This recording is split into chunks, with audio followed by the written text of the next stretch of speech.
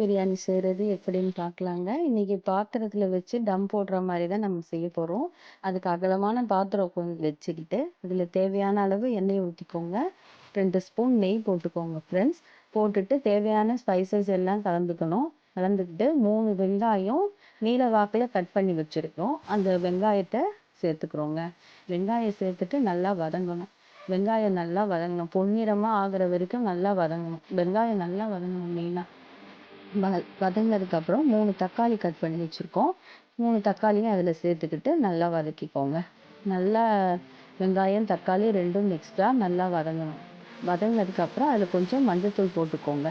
மஞ்சள்தூள், இஞ்சி பூண்டு பேஸ்ட்டு ரெண்டுத்தையும் சேர்த்துட்டு 5 பச்சை மிளகாய் நீளவாக்கில் கட் பண்ணி அதையும் சேர்த்துக்கோங்க.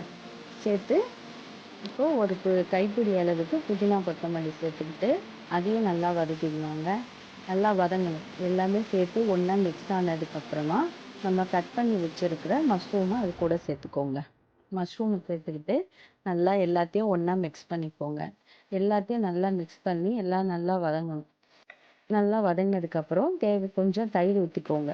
தயிர் வந்து புளிப்பு தன்மைக்காக நம்ம போடுறோம். தயிர் போட்டு நல்லா மிக்ஸ் பண்ணிக்கோங்க. மிக்ஸ் பண்ணதுக்கப்புறம் 1 spoon garam masala, 2 spoon chilli powder. நான் காஷ்மீரி சில்லி பவுடர் தான் சேர்த்துருக்கேன்.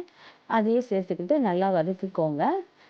இப்போது இதுக்கு தேவையான அளவுக்கு தண்ணி ஊற்றிட்டு 1 டம்ளர் அரிசிக்கு 1.5 டம்ளர் தண்ணி ஊற்றி தேவையான அளவு உப்பு போட்டுட்டு கொதி வந்த பிறகு அரிசி போட்டுருங்க. அரிசி போட்டு எல்லாத்தையும் நல்லா மிக்ஸ் பண்ணிக்கோங்க. மிக்ஸ் போட்டு மூடி வச்சுருங்க. மூடி வச்சுட்டு தம் போட போகிறோம். இப்போ நம்ம தம் போடுறதுக்கு ஒரு பாத்திரம் வச்சு ஒரு தவா வச்சு அதை நல்லா ப்ரீ ஹீட் பண்ணிவிட்டு அது மேலே எடுத்து தம் போட்டுற வேண்டியதாங்க. தம் போட்டுட்டு அது இறக்குனதுக்கப்புறமா லாஸ்ட்டாக கார்னிஷ்க்கு வந்து கொஞ்சம் லேசாக புதினா தூவிட்டு 1 ஸ்பூன் நெய் தூவிட்டு நல்லா கலரி விட்டுட்டு சர்வ் பண்ண வேண்டியது தான் ஃப்ரெண்ட்ஸ்.